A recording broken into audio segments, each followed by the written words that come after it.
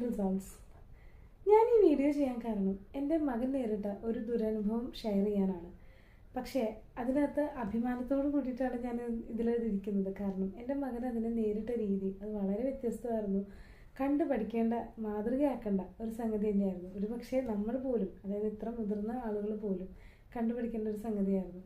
മറ്റൊന്നുമല്ല, എൻ്റെ വീട്ടിൽ വന്നൊരു ഗസ്റ്റ് എൻ്റെ മകൻ്റെ അടുത്ത് വളരെ മോശമായിട്ട് അവനെ കളിയാക്കുന്ന രീതിയിൽ സംസാരിച്ചു.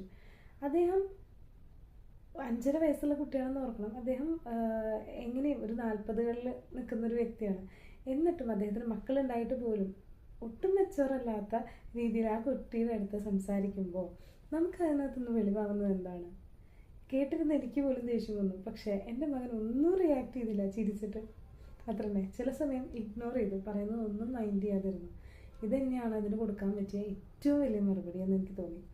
ഇന്ന് രാവിലെ എൻ്റെ ഒരു സുഹൃത്ത് സംസാരിച്ചപ്പോൾ പറഞ്ഞൊരു കാര്യമാണ്, എല്ലാ മറുപടികളും നമുക്ക് വാക്കിലൂടെയോ പ്രവൃത്തിയിലൂടെയോ ചെയ്യണമെന്നില്ല, ചിലപ്പോൾ നമുക്ക് വിജയിച്ച് കാണിച്ചിട്ട് ചെയ്യാമെന്ന്. എനിക്ക് അത് കേട്ടപ്പോഴാണ് എനിക്ക് ഈ കാര്യം നിങ്ങളുടെ അടുത്ത് പറയണമെന്ന് തോന്നിയത്.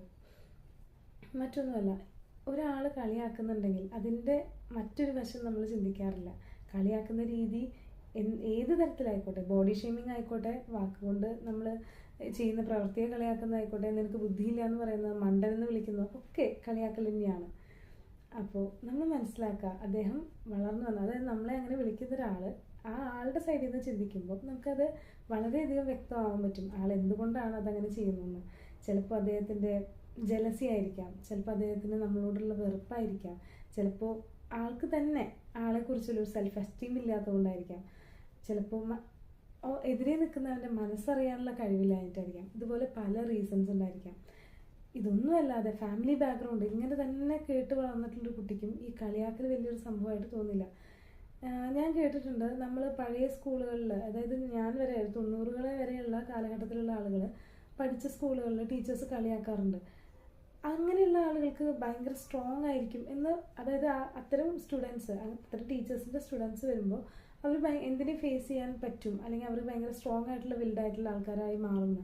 പക്ഷെ അതിലൊരു ഗ്യാരണ്ടിയും ഇല്ല. കാരണം കളിയാക്കി അത് വിത്ത്സ്റ്റാൻഡ് ചെയ്യാൻ പറ്റാത്ത ഒരാളാണെങ്കിൽ ഡെഫിനറ്റ്ലി തളർന്നു പോകും.